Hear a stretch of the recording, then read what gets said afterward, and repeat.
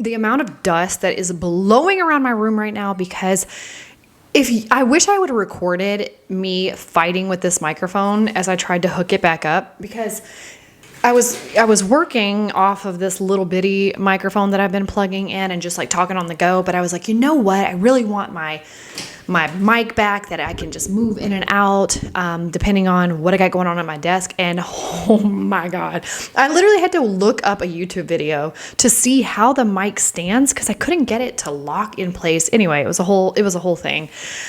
And I'm so glad we're back together, because I just went through it to get to you. I was like, I have things to say. I got to say them today.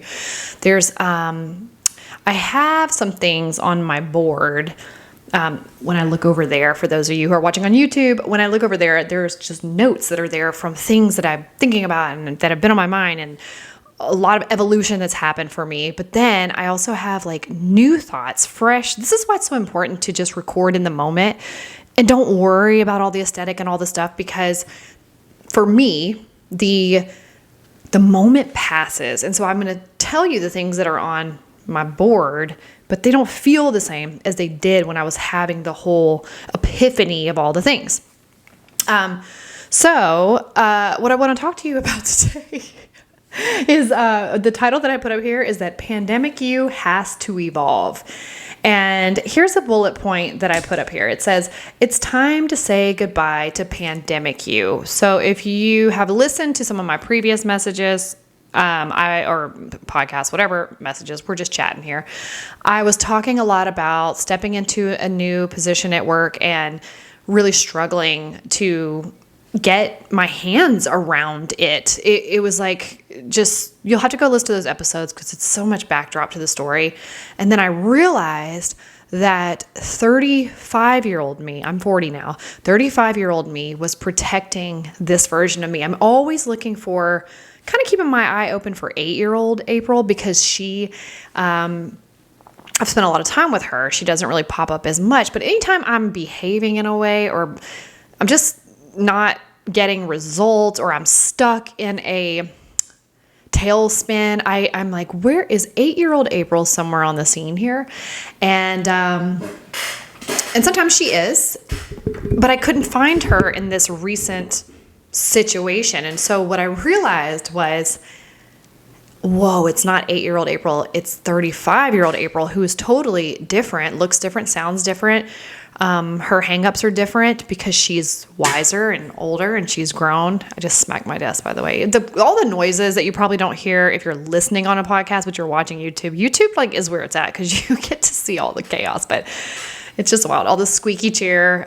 This gets filtered out in the actual podcast, so you could choose whatever your listening ears want to hear. But I just realized that 35-year-old me is older, wiser, and she is a little more sneaky in how she protects me and saves me from environments that I don't need saving from. Have you ever met somebody who's trying to coddle you a little bit and you feel like, why are they like trying to buffer me all the time? Like, I don't need them to protect me. They are projecting onto me their own fear or whatever their situation is, but I don't really need that. Like, shoot straight with me.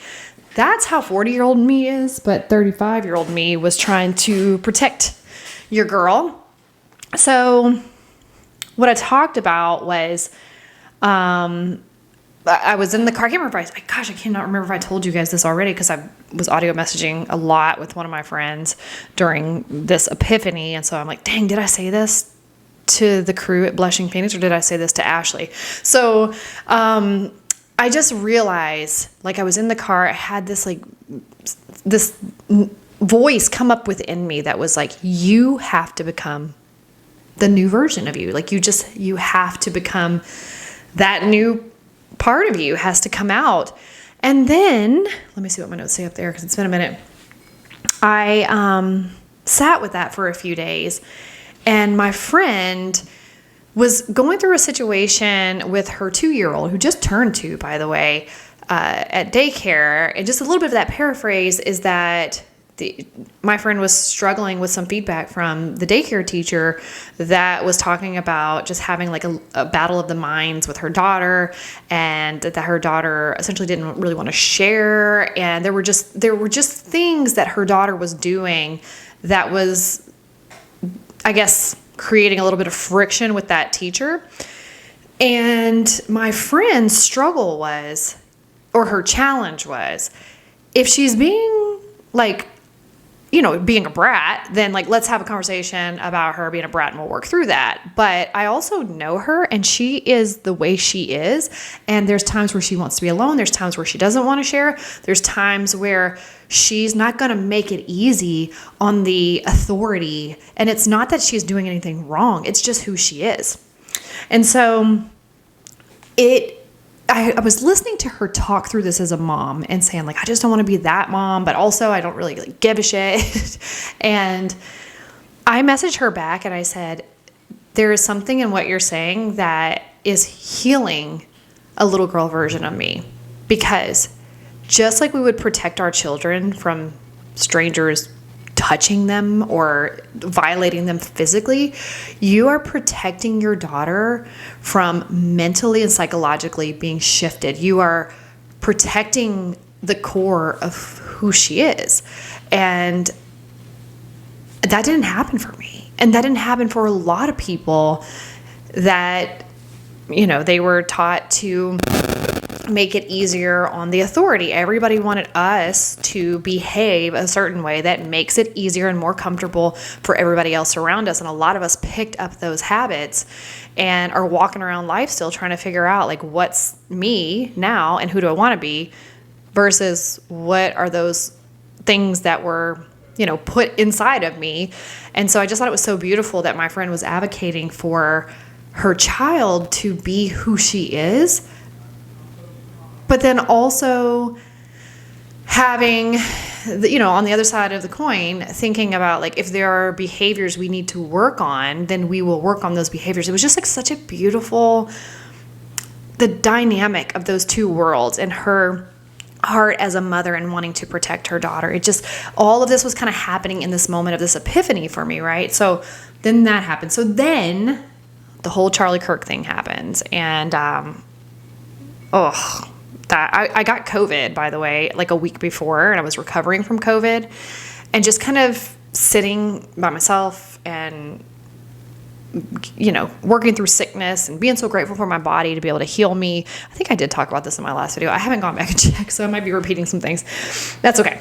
And all of that was going on. My notes up here say debates versus conflict versus emotional intelligence, speak your mind regardless, self-awareness. What I realized in this is a few things that happened. I was listening to, obviously it caused such an uproar with the Charlie Kirk stuff. So I was like, who is this guy? I'd seen him before, but I'm like, who is this guy that everybody is like gung-ho for or absolutely like hates? And so I went out there to go see for myself and do some research for myself and not just watch little small clips that people were bending to their agenda on one side or the other. And I just listened to them for myself. And what I saw in not just him, but because when I watched him, it showed other people to me as well. Once you watch that stuff on YouTube, I just started watching people who debate, period. And I was like, this is like how I grew up. My worst nightmare is to just have conflict. Debating feels like conflict to me. So I'm like, oh my gosh, who does this for a living? Who are these people? Period. This is crazy. But there was something like so light filled with light in all of these different people that I wound up finding on YouTube who do debates about what they believe, and that's rooted in not just their feelings, but in, backed, data that's backed, whatever. I'm not here to get on either side of that thing, but what I'm trying to get you to hear me say, and what I'm saying is, I'm talking about debating in and of itself. At the company I work for, one of our core values is to participate, debate, and align. I think it's a value in action. I can't remember. Don't tell them. But we have our core values, and then we have our values in action. I gotta look it up now. Hold on a second. I'll tell you because it's good. It's really good. Is it a core value? Core value. Oh, it is. No, constructive conflict is a core value, but then one of our values in action is, where is it? Participate, debate, and align. We have an obligation to actively engage, communicate candidly and respectfully, and commit to the resulting course of action. So all of that to say, like hard conversations, debating, conflict, when you really care about somebody or you care about a situation, you care about the human as a whole, and you really care about your beliefs, and those are your beliefs and how you plan to live your life and what you root yourself in. Those are so personal and individual for you. And I thought about all the years when I first started really starting to find my voice, and I was like, I don't even know what I think. I don't have an opinion. I would never debate. That's just not something I would do. It's not who I am. And so this kind of was like stirring around me. So I just want you to have that in the timeline so you kind of know where I was journeying to. What did I say? Oh, so then I had a quarterly meeting at work, and CEO's there, COO's there, director of operations is there, I'm there, and our facilitator is there. And I've been on, it's almost 4 years. It's almost 4 years that I've been at this company, and I feel safe with these guys. Like I know that they are safe. I know they are safe people.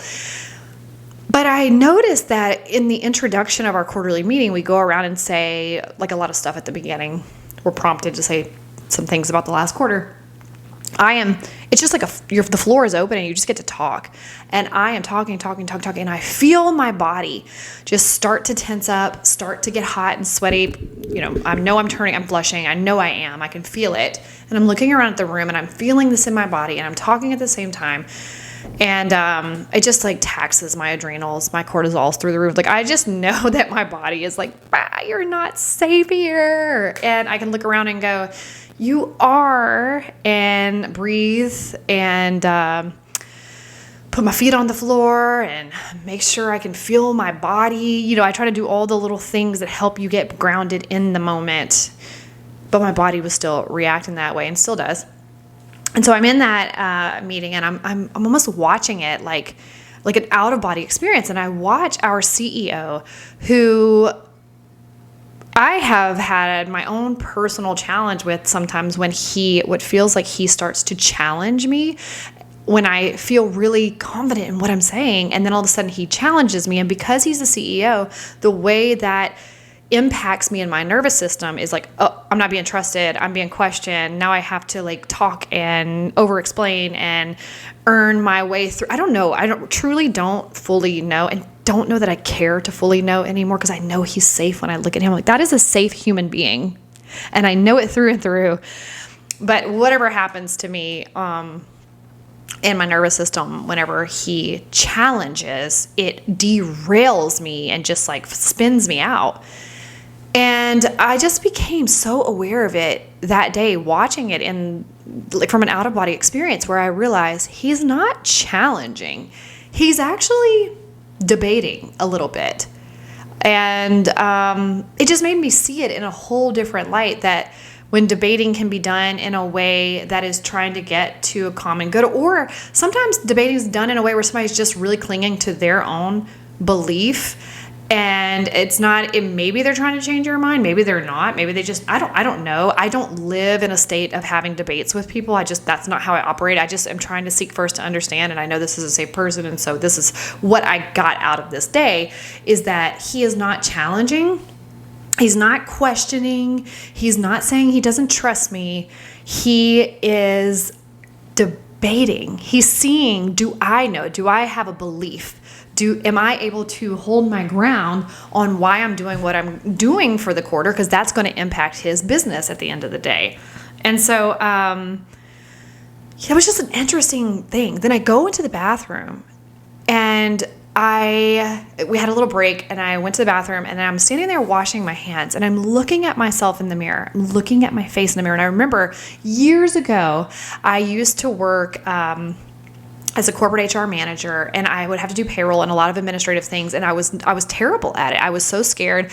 I just don't work well in that. And I was like, I am such a fraud. I don't know how to do this. This is like the worst part of every 2 weeks when I had to do payroll. There were certain things, I don't remember if it was calculations I don't know what it was I had to do, but I just remember it was daunting. And this was 2016, 2017. I was staring in the mirror. I was looking at myself in the mirror at my house, and I stared into my eyes, like to see her deep within me. And I was like, you do know how to do payroll. You do know how to do this. You can do this. And it's making me emotional talking about that. That's interesting. And so as I come out of this quarterly meeting to go use the bathroom, I'm standing in the mirror and I'm washing my hands and I'm looking into my eyes, into her soul that's in there. I know she's in there. And I go, you got to come out of there. And I had this thought. It happened so fast. I had this thought of, because I could see that I was flushed as I was washing my hands. That's what happened. I was flushed up my neck. And I stood there and I looked at myself and I could see it in my own face. I can see that my blood pressure's up and that I don't feel safe. And I stood there and I didn't really necessarily feel defeated. I just felt tired. And I looked in the mirror and I thought to myself, maybe you're just never going to feel safe in these types of environments. Like, perhaps when somebody else is the boss of me in some capacity, I'm just never going to feel safe ever. And the reason why is because my body can hang on for a little bit, but because you know the truth as I'm looking into my eyes that you are supposed to be your own boss. But the timing is not there. It doesn't mean that I'm like, I need to quit my job and go do those things. I just know that it is a seed that's planted. It's truth that is planted within me to know that I will be the boss one day. And that is what's going to set my body free. I was telling my husband, I was like, I think about when, I know being the boss, being the owner of the company doesn't change the problems. Like, there's still problems. You're going to have employee issues. You're going to have vendor issues. You're going to have client issues. You're going to lose big deals. There's going to be struggles. Those struggles are fine with me. It's something about an authority who has some sort of control in my life. And I have been on this journey long enough with this particular CEO, and he is incredible, and he is kind, and he is humble. And I still don't feel safe. And anyway, I was looking in the mirror and I was just thinking to myself, like, you're just never going to feel safe because you're not meant to be here forever. And this reminder in your body is your reminder that this is not forever. Like, you will. There is a seed that's planted. It is going to happen. You don't have to have it all figured out. You don't even have to have the idea today, but you're going to be your own boss one day. And I firmly believe that is when the next layer of this healing is going to happen.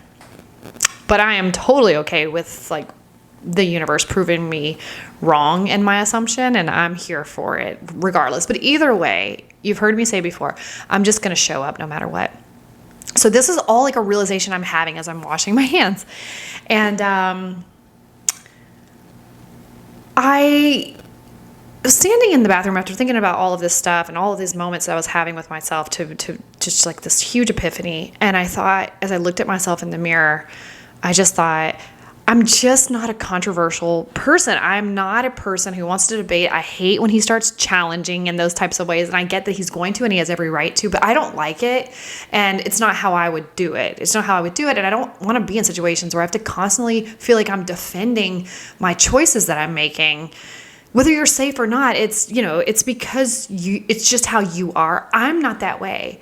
And I look in the mirror at myself. It's this weird conversation and moment with me that I go, you don't know who you were supposed to be and how you were wired to be. Because you think back about my friend and her daughter and her advocating for her to have those pieces of her protected and not snuffed out by authority, telling her what she should or shouldn't do, how she should or shouldn't behave, just all those things that play into, am I approved of or am I not?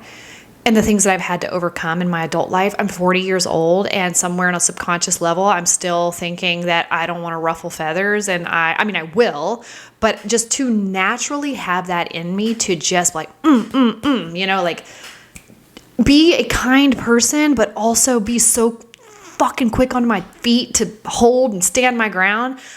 I call it my alter ego. There's like this thing that has to wake up inside of me, and the beast will come out. And I love her, my alter ego. I wish she was with me all the time. And maybe she was supposed to be.